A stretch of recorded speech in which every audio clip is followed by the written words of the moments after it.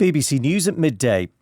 The first ever head of the Independent Police Office Conduct has been charged with rape and other sexual offences.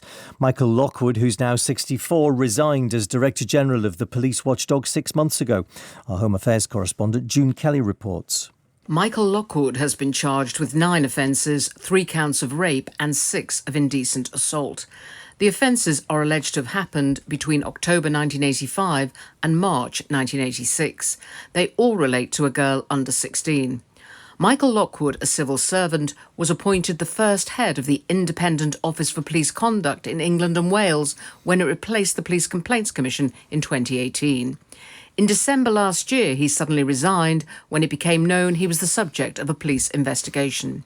He's due to make his first court appearance before Hull magistrates later this month.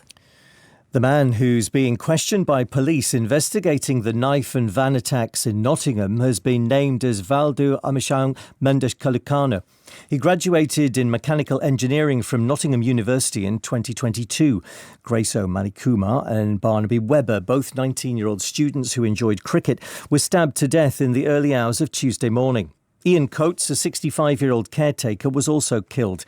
At the start of the Ashes series in Edgbaston, the England and Australian cricketers stood in silence, wearing black armbands to remember the 3 who died. Very keen cricketers both, Grace Kumar and Barnaby Webber. Barnaby from Bishop's Hull Cricket Club in Taunton and Grace from Woodford Wells Cricket Club in Essex. So a moment's silence. Thank you. England won the toss and elected to bat, with Zach Crawley hitting the first ball for 4. But the home side suffered an early loss when Ben Duckett was caught by Alex Carey. Explosions have been heard in Ukraine's capital, Kyiv, while African leaders have been visiting on a peace mission. Delegates from South Africa, Egypt and Senegal are due to meet Ukraine's President Volodymyr Zelensky.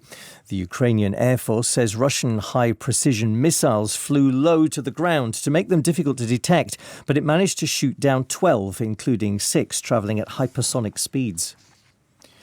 The authorities in Greece are facing questions about what actions they took before a migrant boat sank off the southern coast on Tuesday, leading to at least 79 deaths. As many as 750 people were thought to be on board. One survivor claimed that the boat capsized after the Coast Guard tried to attach a rope to it, although an official rejected this version of events. Another volunteer doctor told the BBC that he hadn't seen any women and children among the survivors and suggested that this may have been because they'd been in the hold when the boat went down. Dr. Yorgos Vasilakos from the Red Cross said conditions on board had been bad and there had been no fresh drinking water.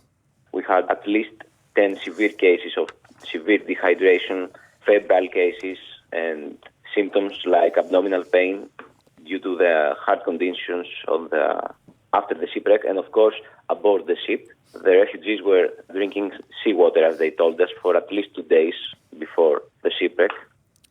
The UK's biggest supermarket chain Tesco says there are encouraging early signs that food price rises are starting to ease. Even so, the firm's chief executive Ken Murphy said he was conscious that customers were continuing to face significant cost of living pressures. A hosepipe ban has been imposed in Kent and Sussex.